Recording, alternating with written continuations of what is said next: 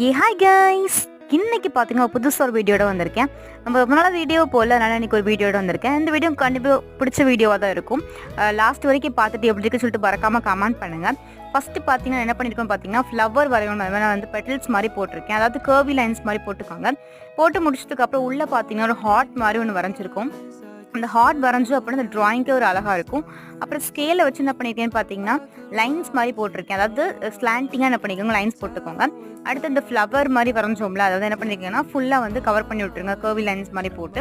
அப்புறம் லாஸ்ட் என்ன பண்ணிங்கன்னா அந்த எட்ஜை வந்து அழகாக வந்து டார்க் பண்ணி விட்டுருங்க. அதுக்கப்புறம் இந்த ஹார்ட்டுக்கு வெளியே உள்ள இடத்துல என்ன பண்ணுங்கன்னா டைமண்ட் மாதிரி போட்டு, அதாவது செஸ் இருக்கும்ல அதே மாதிரி தான் ஒரு இது வந்து பிளாக்காக கொடுங்க, ஒரு வந்து ஒயிட்டாக கொடுங்க.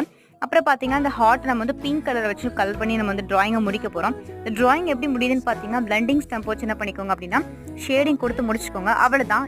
எப்படி இருக்குன்னு மறக்காமல் கமெண்ட் பண்ணுங்கள். நெக்ஸ்ட்டில் பார்க்கலாம். டாடா.